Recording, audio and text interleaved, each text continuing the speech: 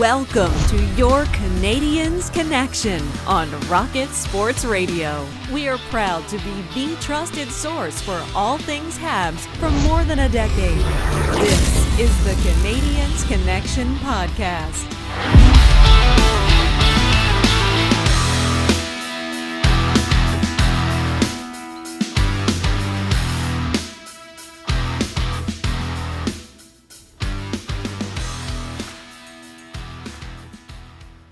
Hello, everyone. Welcome to the Canadiens Connection podcast here on Rocket Sports Radio, keeping you informed, engaged, and entertained. My name is Michael Spinella, and I'll be your host for the next hour. This is episode 254 of the Canadiens Connection podcast, and I'm pleased to be joined in the studio by my co-host, the editor of the Hockey News Montreal, the founder and the president of Rocket Sports, Mr. Rick Stevens. And how are you doing today, Rick? I'm doing well. How are you doing? Oh, not too bad. It's been a nice hot week, still in the middle of festival season here in Montreal. I guess that's pretty much the entire summer, isn't it? Well, and my garden, of course. My garden's been productive this past week, as I've shared with our team members here. But we're happy to be in the studio today because last week we talked about goaltending. And this week we're talking about goaltending. You like goaltending. I like goaltending. Our listeners love goaltending. Last week we talked about the Canadiens goaltenders on the pro side with Marty Baron, and this week we're talking about amateur goaltenders, the prospects, the guys in the pipeline that are developing and preparing to come to Montreal.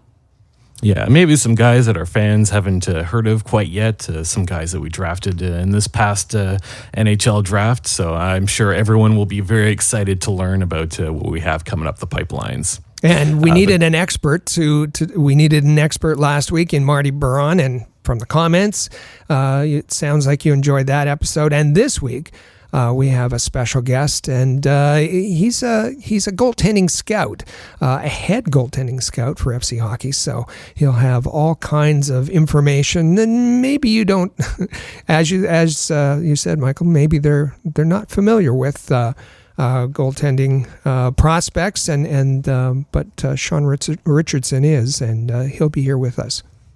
So very excited to get to that interview in segment 2. But here in segment 1, we'll make sure we get you up to date on all things Montreal Canadiens. And then in segment 3, we'll turn it over to our listeners. That's the Have Your Say segment. And our Canadiens Connection question of the week is, of the Canadiens goaltending prospects, who has the potential of becoming a Canadiens #1 netminder of the future?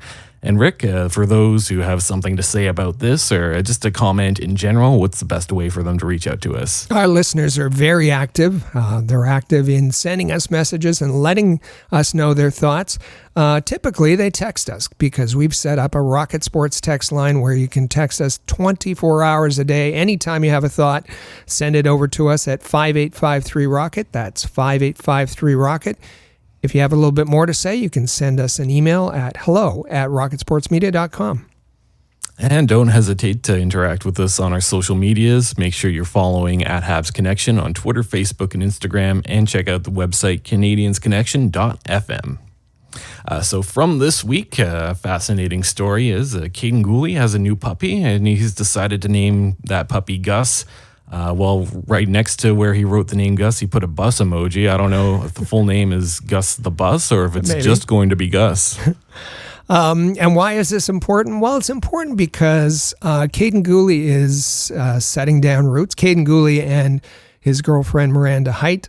Last week we told you that Cayden Primeau is spending the entire summer in Montreal, getting acclimatized, getting used to the city. He's living in Griffintown. He spends his mornings down at Brossard and then the afternoon typically on the golf course. But yes, putting down roots means that his girlfriend is here and his new puppy is here as well. So check out Habs Notepad, Habs headlines, and feature articles throughout this busy offseason at thn.com/Montreal. In our roster news, Juraj Slafkovsky will return to Montreal on Tuesday. Before he left home, he gave an interview with Slovak media, and he spent some time talking about his injuries. He says that his knee's feeling back to 100%. And Rick, what else did he have to say? Well, yeah, he said that he was able to start skating before he left Montreal, and it was progressing and getting better. That knee injury that happened in January. So that's 8 months, and he said that that he hopes that when he returns, and the coaches won't be able to tell that he's missed 8 or 9 months at training camp. He also said that's the longest break that he's ever had from hockey in his career, and that he certainly missed hockey. He talked about the number of injuries with his teammates. We've talked about it many times, the number of injuries the Canadiens had last season. The silver lining was that Slafkovsky wasn't alone. He was able to talk a lot with his teammates, and that kept his spirits up, and he also communicated with his friends and family. The Slovak media asked him, what did he miss most from spending his first year in North America? And he said the food, particularly pierogies. And if you're a fan of pierogies like I am, you'll know that Slovak pierogies are particularly tasty. He talked about his strength and fitness level has been improving. We talked about it a couple of weeks back about his lung capacity. He said it's increased by 15 or 20%, and that will allow him to be more explosive, to improve the first 3 steps that he takes. And he also says that he can tell that he's stronger because last year he could do 3 pull-ups. This year he can do 6. So that's great. He was asked about those glasses. We talked about those glasses that he wore on the ice, and if it was to help him keep his head up. We know that he took some pretty heavy hits last year, and he said no, he couldn't really see much of anything with the goggles on, but that he's been reminded over and over and over again in the summer that he has to keep his head up. He's coming to Montreal on Tuesday. He hopes to fight for a spot in the lineup. While he was away, he kept in touch with Canadian staff, this skills coach and the conditioning coach, the 2 Adams, really, Adam Nicholas and Adam Douglas. And he said he also got a couple of emails or a couple of texts from Kent Hughes. Kent Hughes sent him a text when he graduated from high school, congratulatory text, and also sent him a text telling him to be in Montreal by August 1st, and that's why he's heading here. He lived with a family last year. He's going to be on his own. Well, actually, hopefully with Philippe Machar, and he said hopefully his good buddy Philippe will make the Canadiens as well. If not, they can still live together if Philippe heads to Laval. So he sounds very positive. A tough year, both the injury that he experienced, but also his performance. And we talked about it before, the dozen games or so before his injury in January, he wasn't really contributing. He didn't look happy. He looked out of sync. He looked like the game was too big for him at that point. So hopefully he's prepared himself well over the last 8 or 9 months to make more of an impact in the lineup this season. Nick Suzuki participated in a question and answer session with the Daily Hive. I think my favorite of the bunch is when he was asked, everyone seems to be obsessed with you and Cole Caulfield as a duo. How does your relationship differ on and off the ice? And Nick Suzuki went on to explain that him and Cole hit it off pretty much right away. He sees Cole as a younger brother. Cole seems to see him as an older brother. In fact, both of their brothers are the ages of the other. So Nick Suzuki's younger brother is Cole's age. Cole's older brother is Nick's age. So seems like they have a nice brotherly relationship going on. Was there anything else from this you wanted to point out there, Rick? Well, he described Cole as the more hyper of the two, that Cole's a really excited guy, and that Nick says he's the one that's more chill. So I think he brings me up and I can bring him down to earth. I think that's pretty obvious just by watching them interact. Height. Yeah. And that on the golf course, they seem to be so close that they dress alike.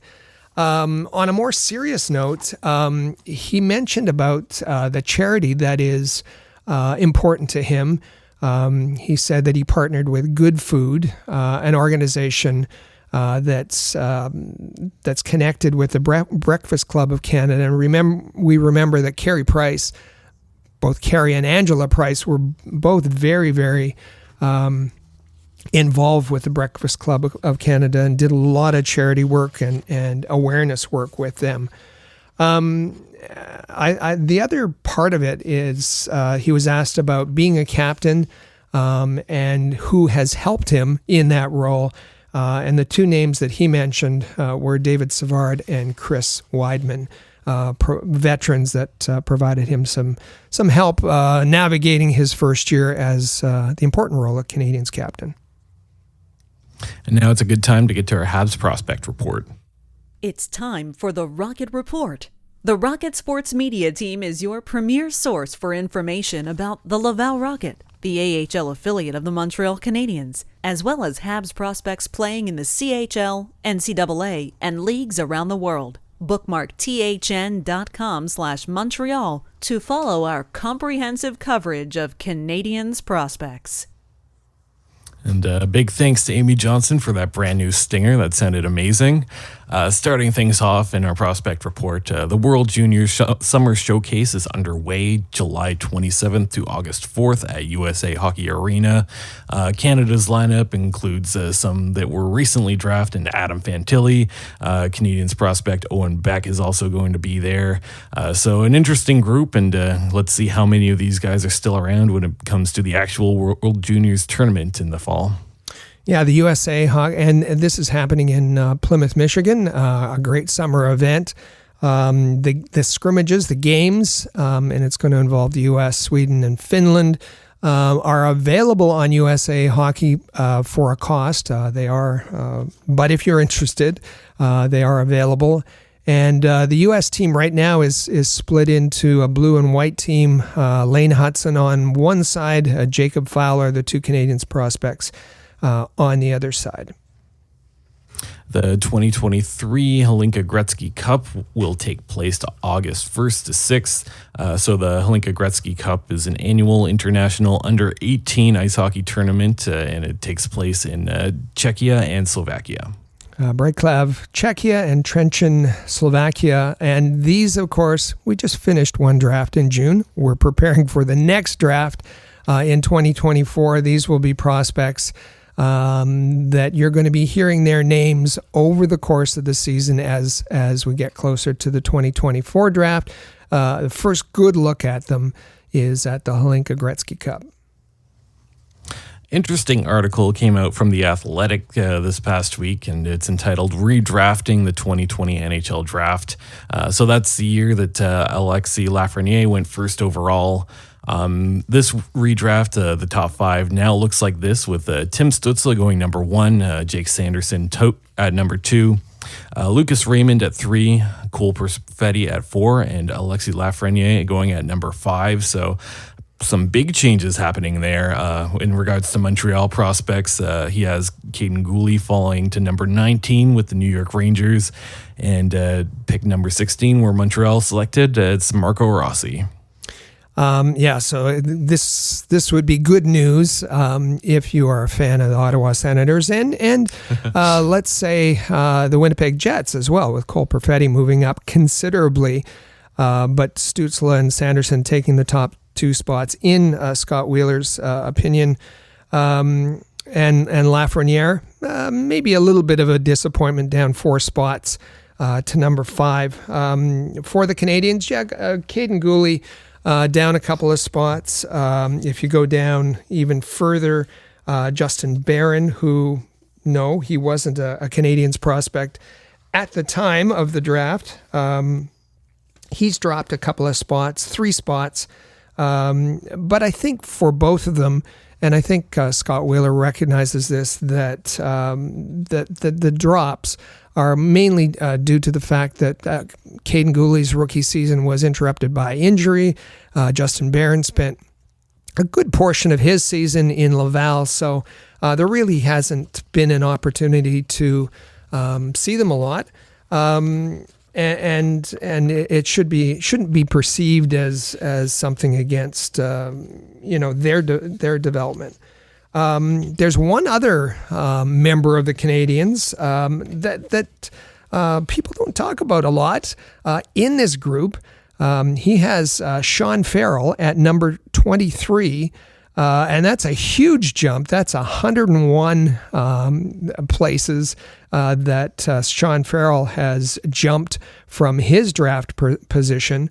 The only bigger jump in Scott Wheeler's exercise here was Devin Levi, who jumped 199 spots up to number 13. But that is good news for the Canadiens, and that is good news for the Laval Rocket, as we expect Sean Farrell to be a bit of an offensive machine with the Rocket this season. Yeah, I should say this is only 3 years removed from the 2020 draft. I think the story is still being written for a lot of these prospects, so I expect this to change quite a bit over the next little while as well. And one scout's opinion, right?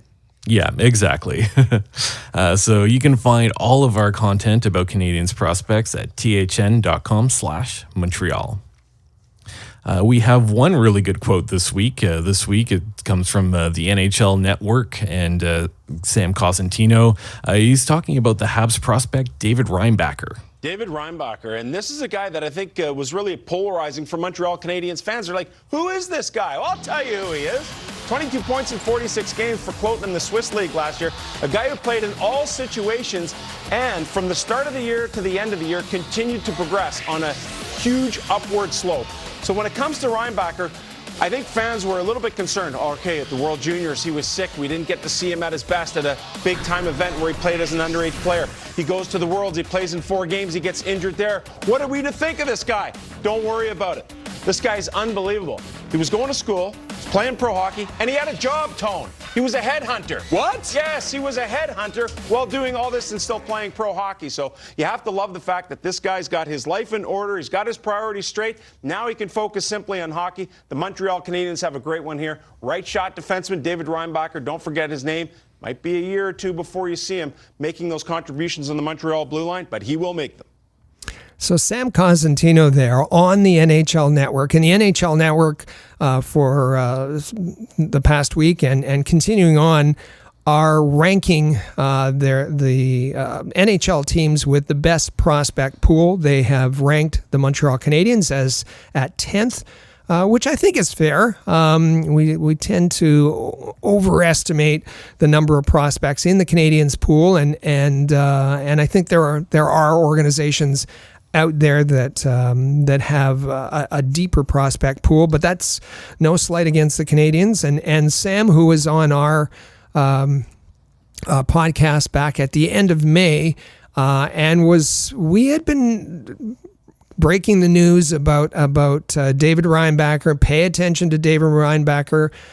We had some information from inside the organization saying that he was very high in their eyes.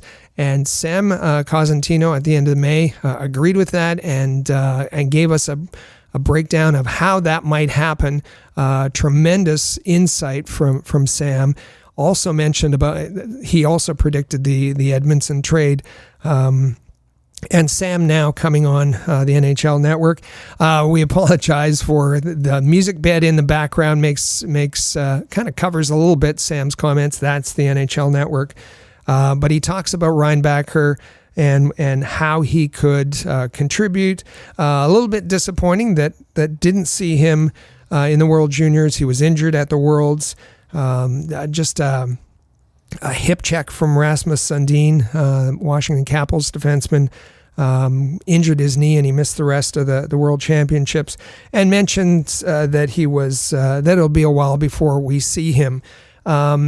we have news from another source, and that is the general manager of Cloten. That's the team that he played for last year, Larry Mitchell. Larry Mitchell this week said that David Reinbacher will not play in the AHL this year. He'll not play in the CHL this year. Those are not options that are under consideration. And he said, if David ever gets a job in the NHL, we'll be very happy for him. That's a quote. Otherwise, we will welcome him with open arms. So it appears the two options available to David Reinbacher this season will be Montreal or back to Cloten in Switzerland. Sam Cosentino sounded very excited about David Reinbacher as a prospect. Seemed to have a lot of good things to say about his maturity. Reinbacher working a job and playing pro hockey at the same time. I guess that's good for character, and it shows that David Reinbacher is a pretty hard worker. So that's nice to see, and always appreciate listening to a friend of the show, Sam Cosentino. And just to clarify, the headhunter, it was a position that he worked in, but it was part of the course that he was taking in school. So it's not like he showed up and wanted to pursue this as a career. Part of his academic studies, which are important to him.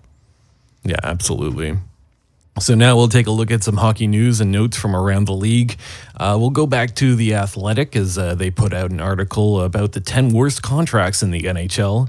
And I'm very happy to say that, at least based on The Athletic's opinion, Montreal does not have one of those 10 worst contracts.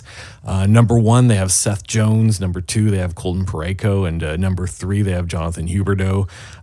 Really cool list. Was there anything you wanted to highlight from here, Rick? Well, this is one of those lists that's generated from their advanced stats guy, Dom Lasician. He puts the contracts, the value, the contributions, the impact, everything through his model, and it spits out this list. Last year, Nick Suzuki was on that list, and we were like, wait a minute, but his numbers said that Nick Suzuki last year wasn't producing like a number one center, and that's fair. So his contract was a little, he felt overpaid. That'll catch up, and that's not a problem there. Not part of the top 10 worst contracts. However, they did receive honorable mention status, and that goes to Josh Anderson and Brendan Gallagher. And I'd say that was fair as well, coming out from The Athletic. Yeah, absolutely. I'm not going to lie. I was a little bit surprised to see Gallagher was outside of that top 10. So the honorable mention, I think, makes sense. The Arizona Coyotes have announced that they signed Logan Cooley to a 3-year entry-level contract. He was the 3rd overall pick in 2022. Cooley's looking like a really, really good prospect. Had a great season in the NCAA last year. Absolutely. With Minnesota and at development camp, at Arizona's development camp, he was asked, where do you plan to play? And he said, probably go back to Minnesota in the NCAA. And but since then, has had conversations with Arizona, and this makes Arizona, instantly more interesting to watch. He's an electric prospect, one of the prospects that we liked a lot, and so good for the Coyotes, good for Logan Cooley. Yeah, and interesting note here, Cooley will still be playing in a university arena despite being in the NHL. Fair enough. Big news out of free agency. The Ottawa Senators have signed Vladimir Tarasenko to a 1-year, $5 million contract on Thursday. So kind of significant that a really big name out of free agency is signing Canada, let alone with the Ottawa Senators. So you have to be pretty excited for that organization. It pretty much replaces Alex DeBrincat and the offense he provided. I think a good fit for both sides too. Tarasenko is probably looking at free agency next to offseason where he's going to cash out, and he's going to have an opportunity to play in a pretty talented top 6 with a lot of really good talented forwards. We don't have to be excited for the Ottawa Senators. We can give respect to them making this signing, and yeah, sure, absolutely right. It was a big surprise. Maybe this is what happens with the shackles of Yvgeni Volokhin no longer around. Big signing, and congratulations to the Senators, the Canadiens' rival here. So we won't pay too much respect, but they're doing a great job in building and rebuilding their team. And speaking of rivals, Patrice Bergeron announced his retirement from the NHL on Tuesday. And over 1,000 games, he put up 427 goals and 613 assists. He's basically the model of the Selke Trophy. That's what his career is all about. And interestingly enough, Canadiens general manager Kent Hughes issued a statement congratulating Patrice Bergeron on his career, which I think we both found a little bit odd given that the Boston Bruins are a pretty big rival of the Montreal Canadiens. This is a rival. These are the Boston Bruins. And the Selke for me is Bob Gainey or Guy Carbonneau. I don't nice. Really. And listen, I get it. Patrice Bergeron, his agent, he had two agents in his career, and he said in his statement, where do we have it here? The daily life of a professional athlete can sometimes be difficult. And my two agents, Kent Hughes and Phil LeCavalier, that's Vinny's brother, helped me navigate a complex environment at times. Your invaluable guidance at all stages of my career has allowed me to eliminate distractions and uncertainties so that I can focus on being the best hockey player I can be.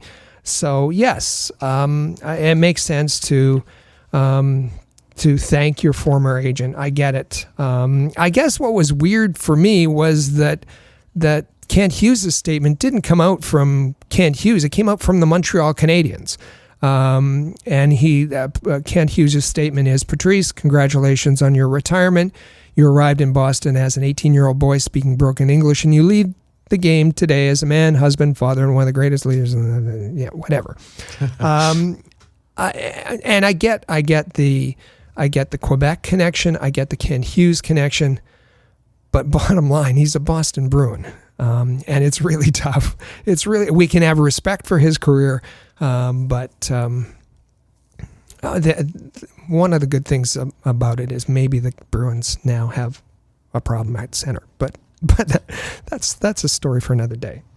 Yeah, I didn't want to jinx it. I'm going to knock on wood and cross my fingers, but I think this might be finally the time that the Boston Bruins regress.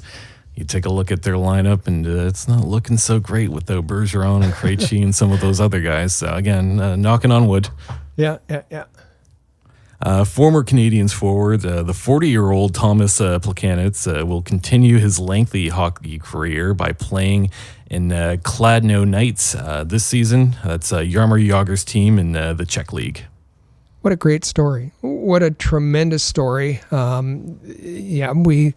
We maybe lost track of Tomas Plekanec after he left the Montreal Canadiens, but he is still playing. He still captains that team in Kladno, and he's on board for another season. So good luck. Have a great season, Thomas.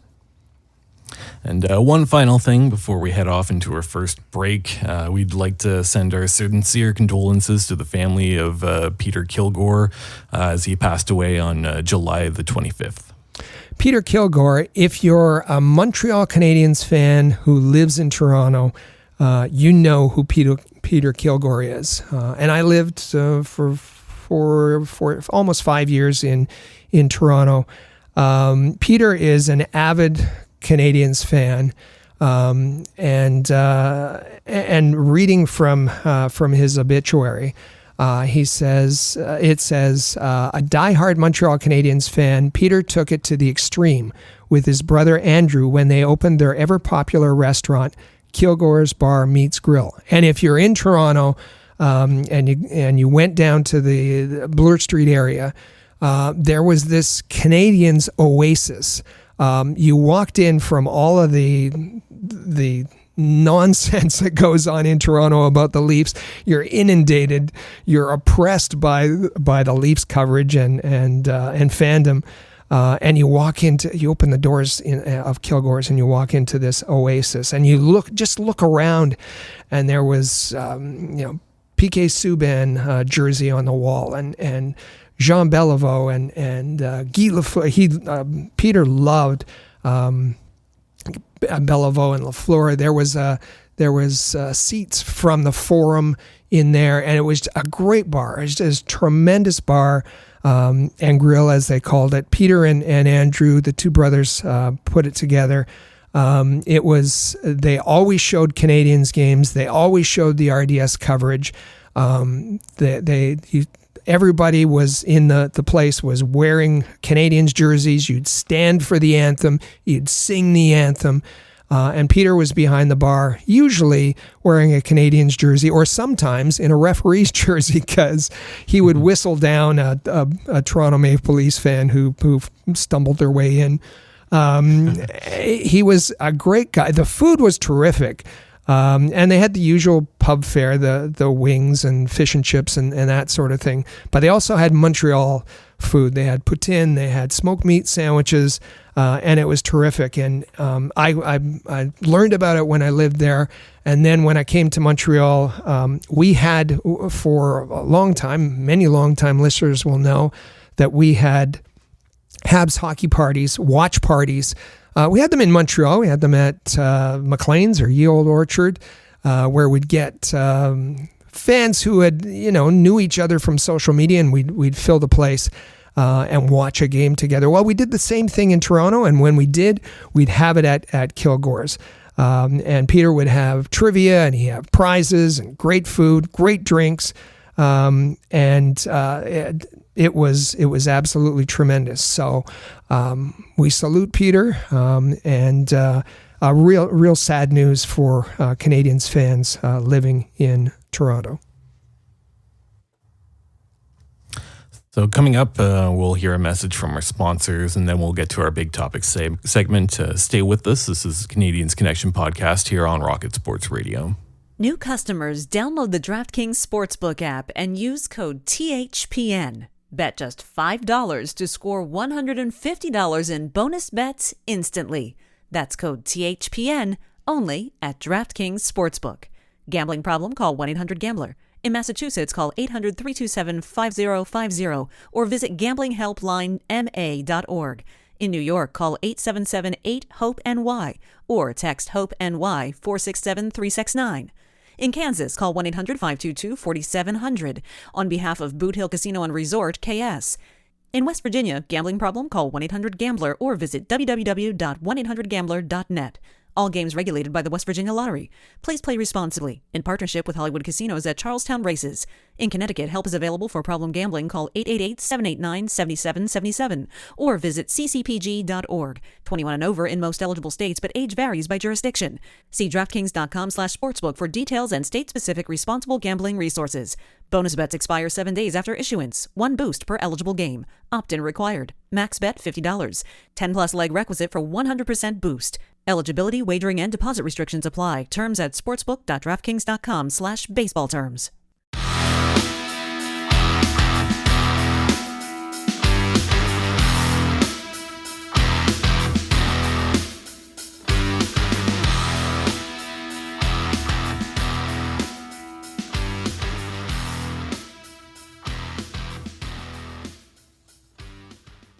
Welcome back to the Canadiens Connection podcast here on Rocket Sports Radio.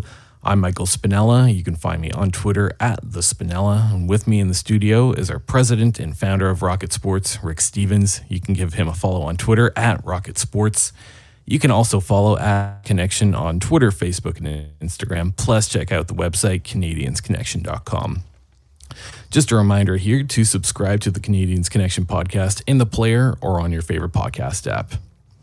And this is going to be a pretty awesome segment. As we mentioned off the top of the show, Rick, we're continuing along with our goaltenders discussion from last week.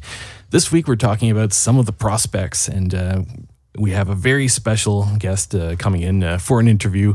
Shaun Richardson, the head goaltending scout for FC Hockey. He'll be joining you, Rick, along with Amy, and he's going to talk about some of the great Canadiens prospects coming up the pipeline, like Jakub Fowler, Quentin Miller, Volokhin, Emmett Croteau, Jakub Dobes, Cayden Primeau, and whatnot. And Do you have anything else you wanted to say before we send it over to you and Amy? Well, I think that it's really important, as I said earlier, to when our listeners are looking for information on prospects that they aren't able to follow, to bring in an expert. This is the head goaltending scout for FC Hockey. FC Hockey, one of the premier draft ranking agencies, and has been for a very long time. Shaun, the head goaltending scout, he has a team of scouts, goaltending scouts that work with him to gather information from all over and then bring it to our fans. So without any further ado, I'll send it over to Amy Johnson. Thanks very much for that, guys. And I'm happy to be back again this week as we continue our goaltending series this week on the Canadiens Connection podcast. And very happy and pleased to welcome this week a new guest to the show, and one who I think is going to have some really interesting insight for us this week. Welcome to Shaun Richardson, the head goaltending scout at FC Hockey. Shaun, how are you doing today? I'm doing great. Thanks a lot. Now, before we get started talking about goaltending and the prospects in the Montreal Canadiens organization and this draft that we just all experienced and witnessed about a month ago, why don't we just have you give us a scouting report on yourself? Well, give us a little bit of how you got to where you are and just a bit about who you are. Sure. Well, a scouting report on me might not be as interesting as the Canadiens prospects, but I'll certainly do my best. Like most Canadians, I grew up in the game, and then when my time playing was done, I really stuck around the game a lot, coached a lot, got involved in some development things for skaters and goaltenders, and just really developed even more of a passion for the game. After playing, I really fell into that coaching, and then later a bit of a recruiting role at the U18 level, and then scouting seemed to be the next turn, and that's where I've dove into in the past several years, and I've really been enjoying it. So for scouts, the draft is a big deal, and the 2023 NHL entry draft was just a month ago. With focusing on goaltenders, it was a very interesting draft for goaltenders, none taken in the first round. And I think you had said prior to the draft that there was no real clear front runner as it went, but we saw a bit of a goalie run in the second round. 6 goaltenders went in the second round of the draft, and then the Canadiens got active in the third round of the draft. Before we get to who the Canadiens selected, maybe you can just talk about the draft in general and some of the more prominent names that were taken. Yeah, sure. The draft was pretty obvious in my mind, and a lot of people I spoke to also agreed that it was so deep in offensive guys. You had a really large number of centers and wingers, guys that could put the puck in the net, that they were going to monopolize the first round. You were going to, spread out a few defensemen through that group, but you probably weren't going to get into the goaltenders. And that's not to imply that the goaltenders weren't a good group, but there just wasn't anybody that was standing out enough that you wanted to take a run at him in the first round. So I wasn't surprised. I was a little bit surprised to see maybe Adam Gajan go so early in the second. I thought that we might push it a little bit further on, another 5-8 picks before we started to see the goaltenders go. But yeah, so it started out with Gajan, who came out of the North American League, which for some of your listeners that may not know, that's a junior league in the United States, really good at goaltending development, really good at moving goalies to the next level. Think of guys like Connor Hellebuyck, they came out of that league. So I think Cayden Primeau also spent a little time in that league. So, so there's quality guys coming out of that league. And then after that, you had the kind of couple big names in Michael Rabel, you had Trey Augustine, and then after that, you kind of had Jakub Fowler sort of come in. I think he might have been the 5th guy come off the board for goaltenders. Yeah, in between there's Carson Bjarnason, the first Canadian goaltender taken out of Brandon, I think.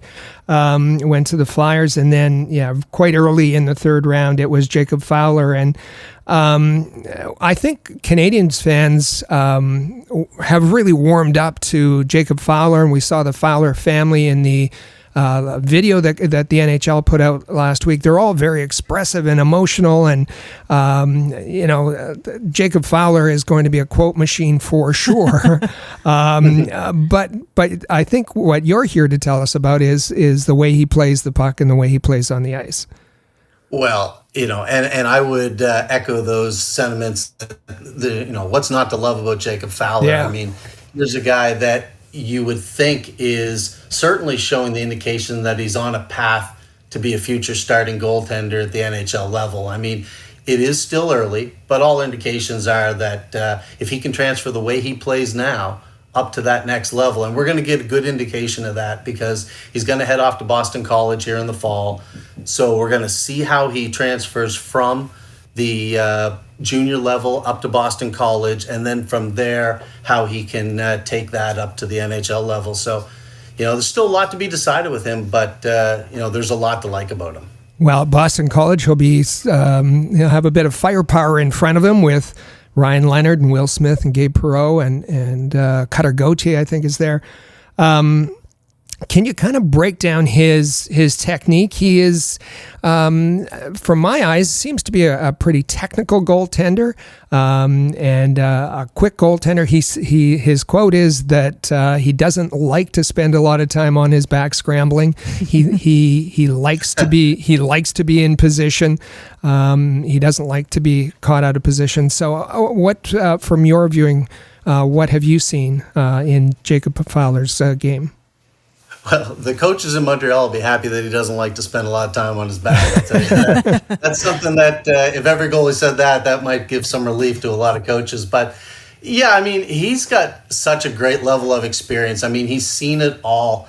So he's a late 04 birthday, a Florida kid, but he went on and played USHL. He was the goaltender of the year. He was USA Hockey's goalie of the year. He won a Clark Cup championship with Youngstown, and if I'm not mistaken, he was the MVP. So that's a pedigree that he's created on his own, and that's fantastic. I love his lateral mobility. He's just so fast. He's got that strong, sturdy frame. Some might argue he's a little thick. You might see him whittle a little bit of that weight down. He's got to be 220 anyways, maybe even more, but he might slide that down closer to 200, 210. And maybe even get a little bit quicker. I find his rebound control is fantastic. And the big thing that I really like about him is his movements are so economical. He just doesn't waste time. He loads his leg and springs in the direction he wants to go quickly. He's in and out of his post well, and just so fast and so precise moving through the crease that, it's good. But at the same time, that's not to imply that he's not calm. I mean, so he's looking like, at times you're looking at him, it looks like he's just sitting there having a coffee, and it's just so comfortable, and those are things, those are little details that when coaches look out and when defensemen come back to retrieve pucks, they see a goalie that's calm in the net. That just goes right through the whole group. So, he's got a lot to like, a great IQ, and, I guess he saves all the saves he's supposed to make, and he saves most of the ones that he shouldn't. So those are all good things. So conditioning, as you mentioned, is something that he'll be tasked to work on, and maybe puck handling as well, and not Carey Price behind the net necessarily. Yeah, and it's a funny thing because sometimes these concerns that we have about goaltenders, they bring up a little bit of a red flag, and I wouldn't really worry much about the concerns that Fowler has, because I look at those and say those are things that can be improved with a little bit of time. He's athletic. It's hard to have a technical goaltender who's not athletic and then try to make him athletic. So He's already a very athletic kid. He's going to have a lot of opportunity to develop those other skills. I think for me, more so than any playing of the puck, I find that he plays deep, and that also helps make him look very quick. But he'll sometimes play a little too deep, and he can move post to post real quick because of the short distances. But when you get up to the next level, you're going to face a lot better shooters on a day in, day out basis. So it'll be interesting to see if he can still play that depth without having it come back to haunt him. So he is a big guy with a hefty frame, and maybe playing deep, he does cover a little bit more than maybe some of the other goaltenders. But at the same time, that could be an issue. Not a major red flag, but it's something I'd look to see how that unfolds. As the draft continued, Montreal went ahead and selected 2 additional goaltenders, starting with Quentin Miller and Yvgeni Volokhin. I was wondering if you could give us a little bit of perspective. These are 2 guys that maybe folks, obviously weren't as big of a name as some of those guys who went in the second round and early in the third. And so folks might not be quite as familiar with them. Can you give us a little insight on what fans could expect from these 2 prospects and the attributes that would have made them desirable for the Canadiens to take? Yeah, sure. I mean, Miller right away, you look at him and you've got yourself, in my opinion, a really good goaltender, but maybe didn't stand out compared to a lot of his peers. So had he dropped even further, I don't think there would have been a lot of shock on my part. And that's not to say that he's not a good goalie. But, again, another late birthday, so he's a little bit older than some of his peers in the draft. He's got that prototypical frame that teams look for. I know Montreal likes it. Very athletic player. He's got second save ability. So anything that bounces around the crease, he can get around and get in front of it and stack up the pads in front of it or get his body. He showed some consistency, and I think he thinks the game very well. He makes some good save choices. Very tough to get a full read on him because he did play backup to William Russo all year. Mm-hmm. And that Remparts team, that was as high end as you get. That was a strong team. So there were times that I watched Miller play and I thought, I'm not going to critique him too much, but he wasn't really asked to do much. Such a strong group in front of him. And it wouldn't have been the first goalie that had that come back to bite him if it really hurt his draft stock. But to the Canadiens' credit, they did their due diligence. It didn't really hurt them. So I think that what you've got with him is a goaltender with some great speed for junior. Again, we're going to have to see how that translates as he moves up. But I'm going to take a good guess that you're going to see him stick around in the QMJHL for a little bit longer. I'd say 2 more years anyways. And that's going to give him a lot of time to continue to develop. And so then we shift then to Yvgeni Volokhin, who will remain in Russia for the upcoming season as well. Any insight that you can give us on this young man? Well, I'm going to do you one better. I say more than just remain in the MHL for 1 more year. I think he's going to be a while before he comes over to North America. A 2005 born goaltender. He came up through the Russian youth system. He played his U16 and U17 for his hometown teams.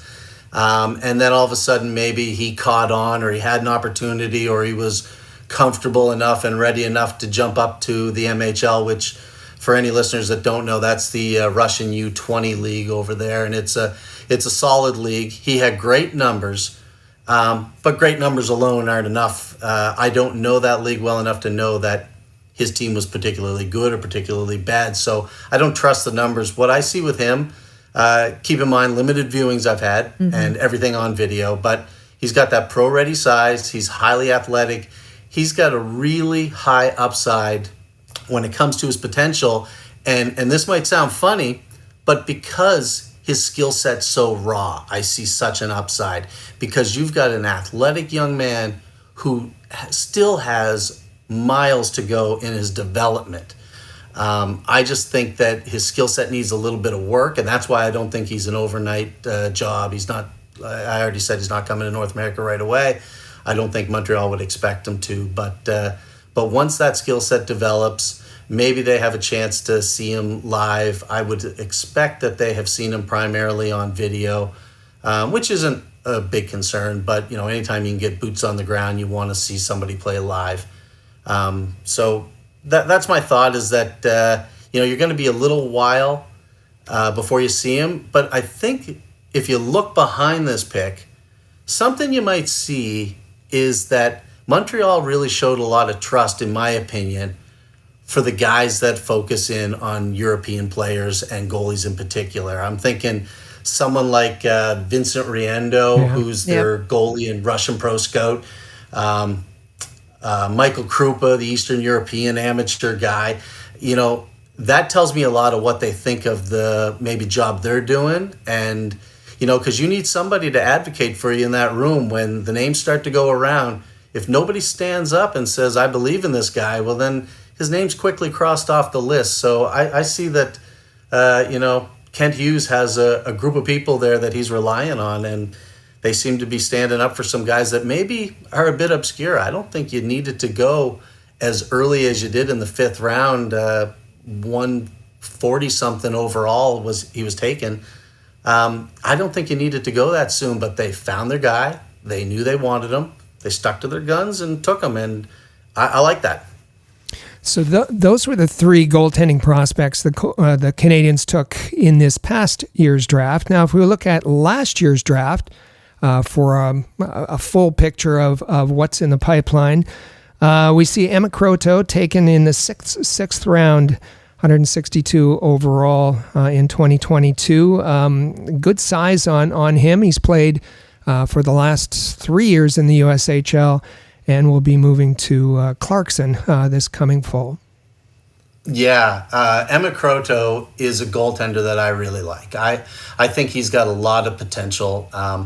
Bonnyville, Alberta native. This is a young fella that played down in California at one point. He's played his junior hockey through the States. I think someone had told me that he was still completing school back in Alberta online. These are all things that chip in and add to the maturity of a goaltender.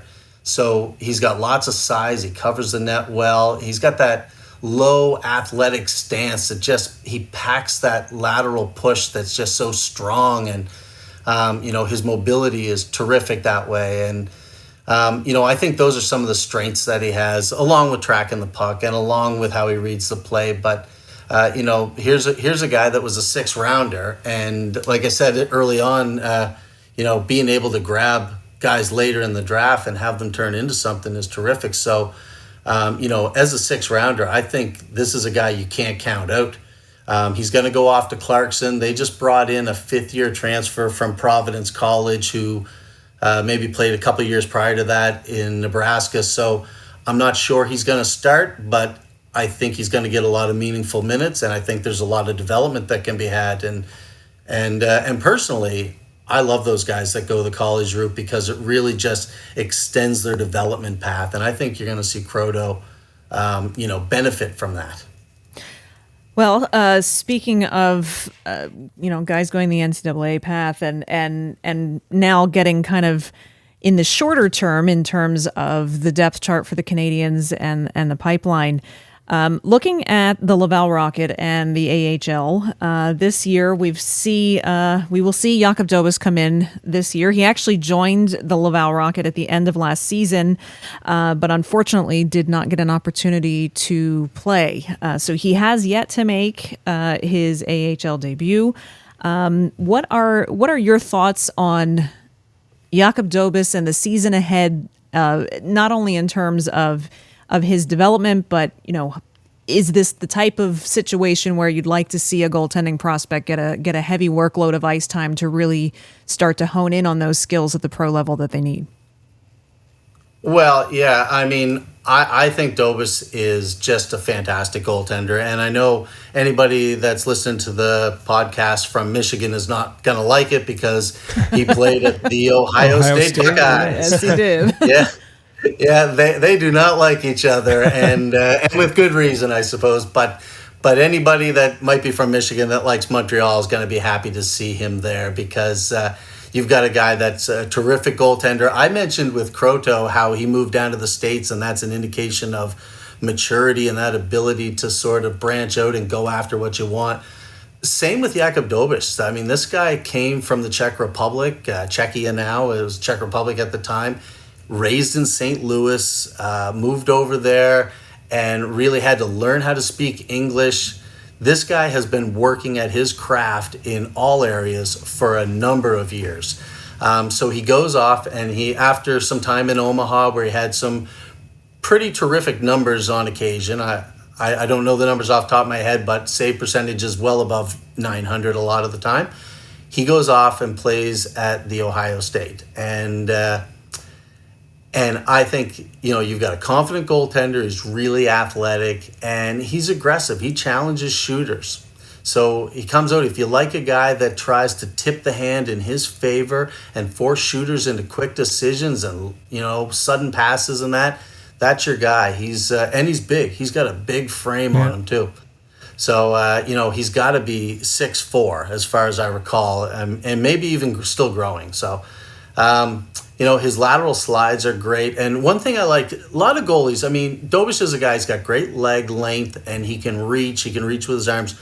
But when you slide and you can stack your blocker or your trapper above your pads and create a wall, and when you're sliding across and building a wall and giving nothing up top and taking away everything along the bottom with a nice pad seal, that's tough. Shooters absolutely hate those guys. Even if you are patient and you try to outweigh them and then you make a sudden move and you're faced with that, that sends you back to the bench smashing your stick on the boards. It's just, he's one of those guys. He did it to Michigan this year in an outdoor game.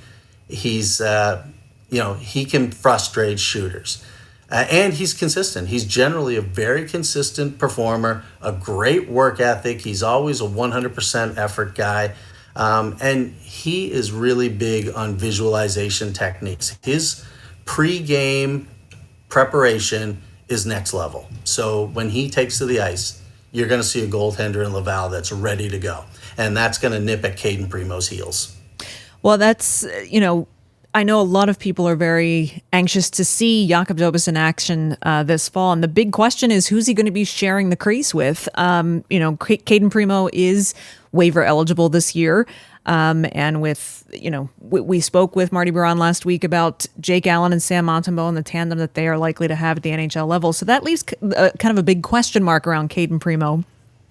What are your thoughts on him and just where he's at in his development? Is there something to worry about a potential waiver claim, or would it be a good tandem if he made it through waivers and he and Dobes were able to work together? I'd honestly like to see him get through waivers and stay in Laval with Jakub Dobes. I think that could be a good pair. I really do like Primeau. I also like the fact that in Montreal, Sam Montembeault and Jake Allen, I wouldn't want to tinker with that. I think you've got an aging veteran who would be a great leader for Sam, and Montembeault is probably at the time now where he can really start to carry a lot more of the workload. I really believe in him as a future solid number one undisputed guy. And I think that Jake Allen has just a ton of experience that can help Sam Montembeault get to that point. So I wouldn't touch that. I'd like to see Primeau back with Dobes. And I'm not overly worried about him. I thought that when he was in Northeastern, I thought a lot of the same things about him that I think about Dobes coming out of Ohio State. The problem with Cayden is that at this point, he hasn't been able to elevate that to the NHL level. I remember he got a start back in 2019-2020 season. Maybe it was a couple starts. Anyways, the point is that he had some great numbers, but then it just never seemed to come back again. He had a couple more starts and a couple more starts the following years, and they were probably a little subpar, so I could see why there's some nerves in the Montreal organization about, is this the guy? So I think that's a really good wrap up on the Canadiens prospects and the pipeline they have for goaltenders. A scout's job never seems to be done. We just finished the draft in June, but we're looking forward to next year's draft, and we've got the Hlinka Gretzky tournament coming up in a few weeks. Or maybe a few days as we record this. Maybe give us a couple of names, goaltenders who we might be hearing more of as the season goes on, prospects who will be eligible for the 2024 draft. Well, I don't have a lot of names right now. I think that the start of this scouting season is going to really come up now. With the Hlinka Gretzky. And I would have to say that right now, somebody I'm really eager to take a look at is Thatcher Bernstein. So he's an 06 kid out of Massachusetts. He's going to play on that Hlinka Gretzky team and for the United States. And I think that's somebody that we're going to hear a lot about. Now, Canada has themselves a really strong goaltender too in Gabriel Dagg. But Gabriel Dagg went and got born beyond the deadline, so he's not even going to be due this year. All right. If he were, his name would be on the radar, but we're going to circle back to him in 2025. I think what we can expect to see, and what I would like to see, is more attention paid to some of the overagers, some of the guys that weren't really in positions to start this year and will come out next year as a second-year draft eligible. So when you look at somebody like Adam Guyan, who was the number one goaltender this year, this is his second year of eligibility. He left Europe to come play here in North America and really try to get some eyes on him. Obviously, the eyes were definitely on him when it came to the World Juniors, and it turned into him being the first goalie off the board. So I think that, with another year under their belt, those second-year draft eligible guys are the ones that are really going to turn some heads. And then you combine that with some of the guys that get good opportunities, whether it be through CHL or through USHL, NAHL. That's who I'm looking forward to. But to this point, I'm not 100% sure I know all the guys that are really ready yet. Well, you must be anxious for the season to get underway, as we are, and this has been terrific. Absolutely. Shaun, we've really appreciated you taking some time out of your summer schedule to talk goaltending with us, and really enjoyed everything that you've had to discuss with us today.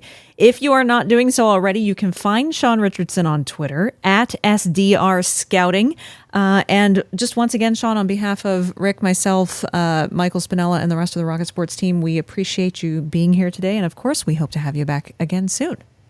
Well, thank you very much. I really enjoyed my time, and especially in the summer, the chance to talk some hockey. That doesn't happen every day, so I really enjoyed it. Thanks very much. Really appreciated that interview from Shaun and his enthusiasm for the Canadiens prospects. Very familiar, as you heard, of a goaltender like Emmett Croteau, who doesn't get an awful lot of attention and who will be playing in the NCAA this year. Jakub Fowler just added to the mix at the last draft. And of course, a different situation, it could be a different situation in Laval, depending on what happens with Cayden Primeau, with Jakub Dobes, who may be getting a good portion of the starts for the Laval Rocket. Thank you again. Tremendous information and insight there from Shaun, and we'll have him back again for before the next draft for sure.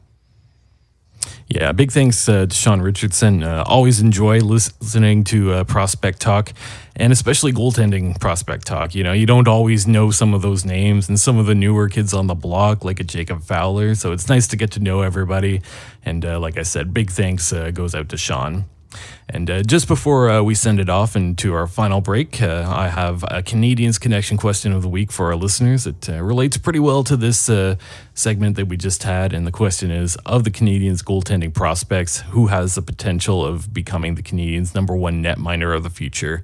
We want to hear from you. And with that being said, we'll take our final break here. We'll hear from our sponsors. Stay with us. This is the Canadiens Connection podcast here on Rocket Sports Radio. Rocket Sports Media is currently recruiting talented, motivated, and committed people to join our team. If you're a student wishing to gain experience, a young professional interested in broadening your credentials, an experienced hockey mind looking for a platform to share your expertise, or a passionate fan looking to contribute to our publications by connecting with fellow hockey fans, we want to hear from you. If you are bright, loyal, passionate, and willing to dedicate yourself to a remarkable team, visit HabsHockeyReport.com and click the Join Our Team tab today.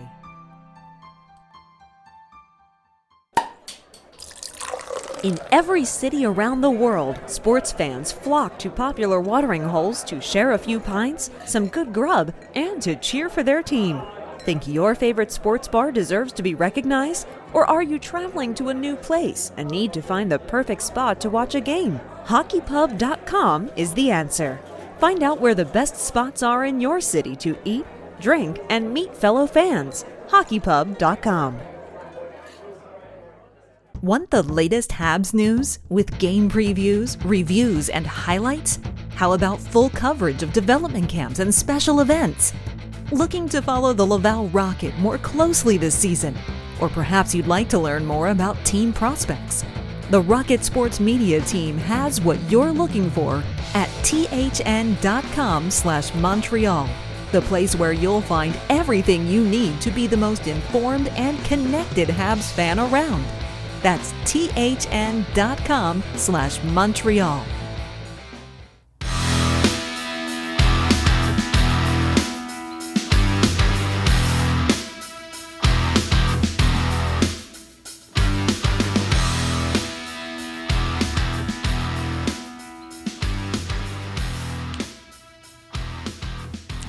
Welcome back to episode 254 of the Canadiens Connection podcast here on Rocket Sports Radio.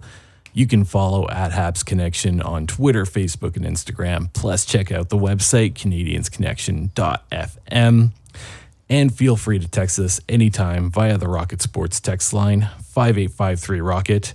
That's 5853-ROCKET. And what a great interview with Shaun Richardson, wasn't it? It was full of knowledge, has a lot of experience scouting, and knows what matters and what doesn't. And because with any of these prospects, there's a learning curve, there's development that takes place, there's things that are fixable, and there's things that are not. And Shaun knows the difference and was able to provide us a real detailed scouting report on every one of the Montreal Canadiens goaltending prospects. And throughout this busy offseason, Rocket Sports is going to continue to give you great coverage and analysis on everything Montreal Canadiens. And the place to go to find all that information, just thn.com/Montreal. All our Canadiens coverage in just one place. And Rick, I believe THN released something interesting this past week. They did. They have been promoting on all of their social media 32 team sites.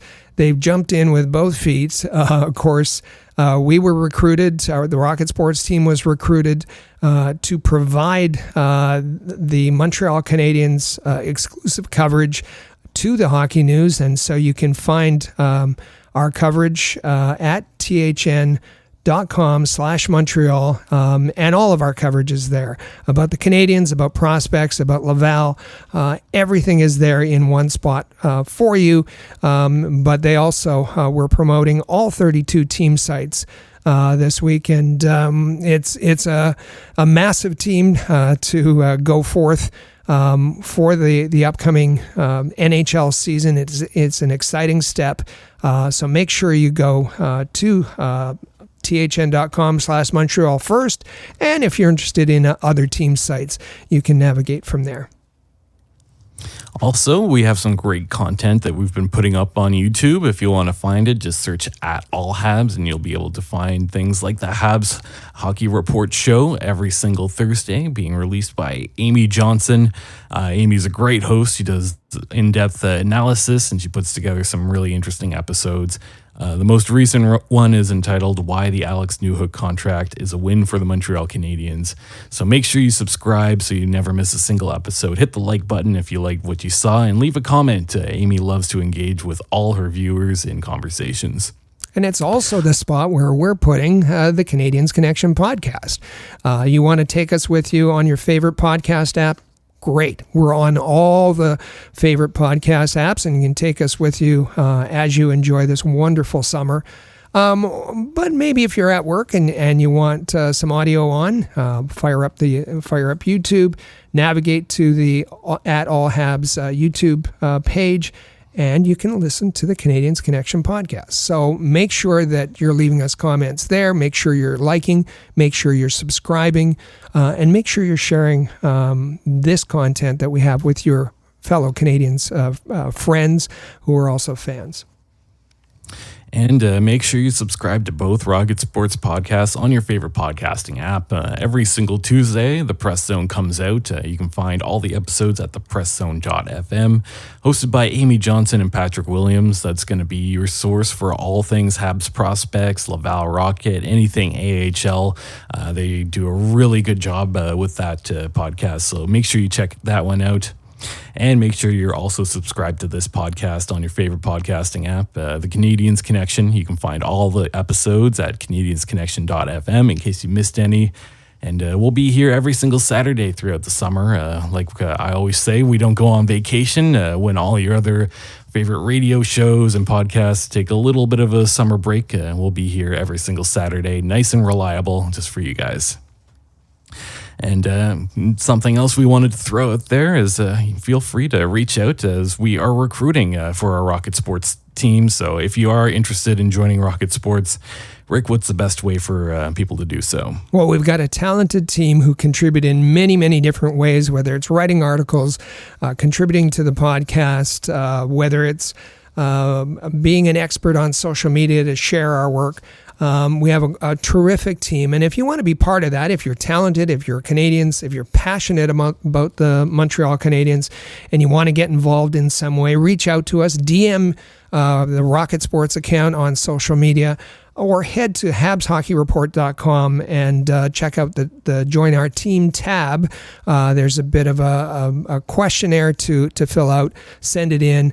And we'll be glad to consider you. We'll be right back to you, and glad to consider you as an applicant to our team. We have a great time, and you have an opportunity to share your views and have them shared on a pretty large platform like the Hockey News. So consider joining us and joining in the fun. And one of the things that we're going to do in the month of August is feature some of those members of our team. And Michael has sat down and done short question and answers with each of them. And you'll get to know who's behind us, who's part of the greater Rocket Sports team. Yeah, I think I'm coming up on 2 years with Rocket Sports now. Nice. I believe that'll be in September. So honestly, I've had a blast doing this, being on the podcast, having all my opinions and my voice heard by many. Pretty cool experience, and definitely recommend it to anyone who's a passionate hockey fan and if you like the Montreal Canadiens. So now we'll get to our Canadiens Connection question of the week, as I've asked a few times already.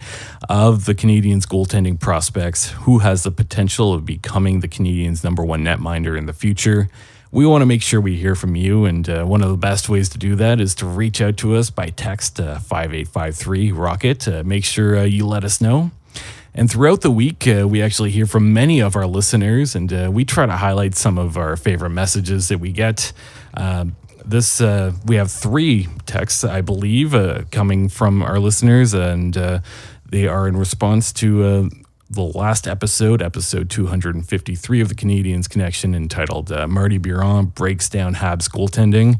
And the first one comes in the form of a comment on YouTube from Nelson in Switzerland. And Rick, what did he have to say? Nelson said, great chat with Marty. Excellent pod, guys. from a huge Habs fan in Switzerland, be safe. And we're always happy. We know that Habs fans are everywhere throughout Europe. We have a huge contingent of Habs fans in Finland, Sweden, Switzerland, Norway. So we're glad to hear from Nelson, and really glad that you enjoyed last week's chat with Marty Biron.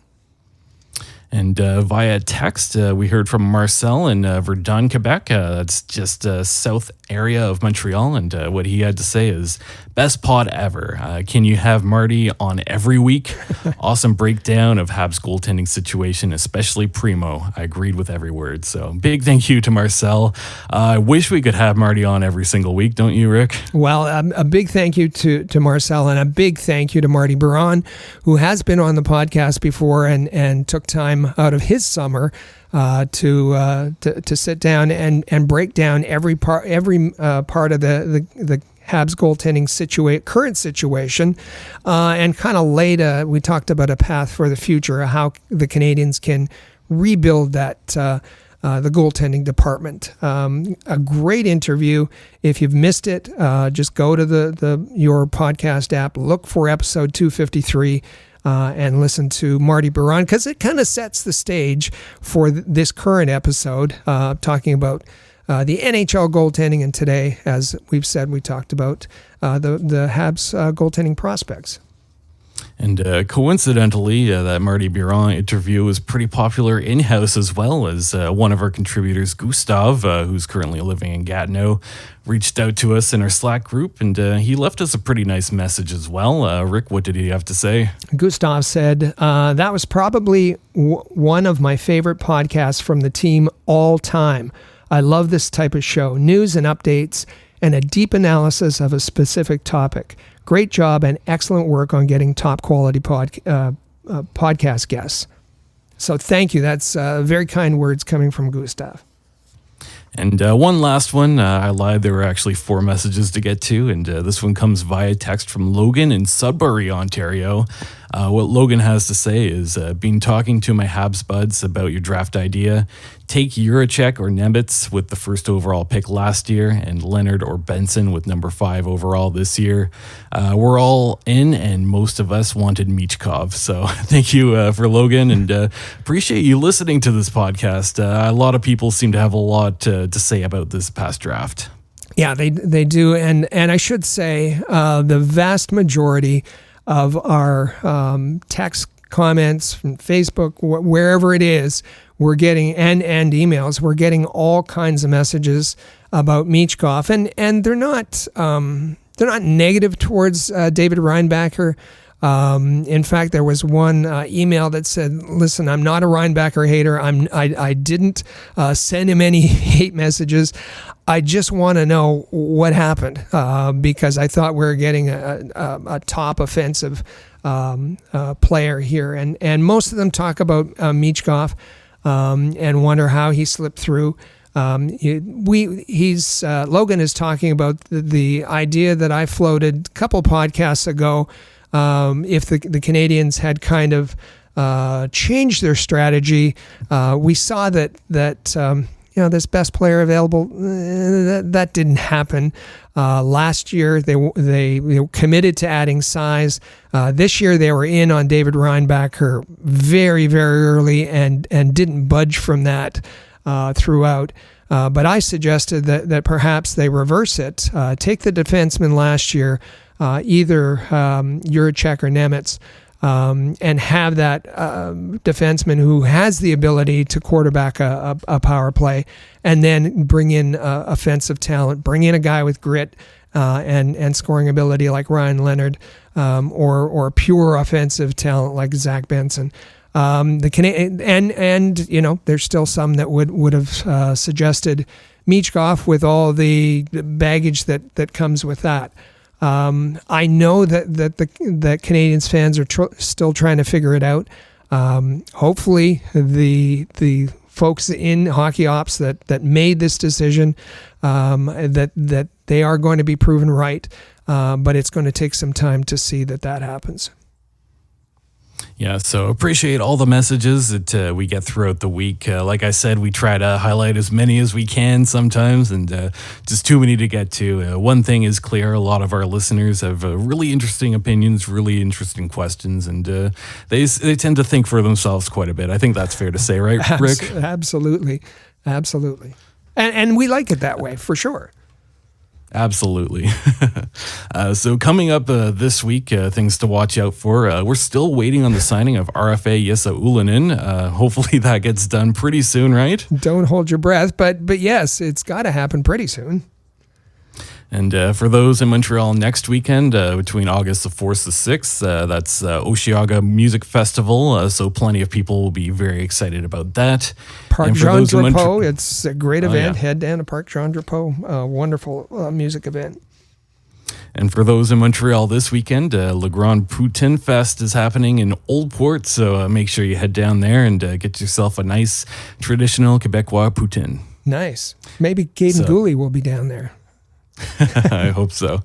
So that's going to be a wrap for us today. Thank you all for listening. Make sure you subscribe to the Canadiens Connection podcast in the player or on any of your favorite podcasting apps.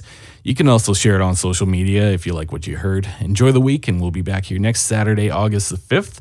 Amy Johnson's going to be in the hosting chair for that one, and it'll be another great episode. So thank you all for listening to the Canadiens Connection podcast here on Rocket Sports Radio. Click subscribe so you never miss an episode of Canadiens Connection. Follow us on Twitter, Facebook, and Instagram at Rocket Sports.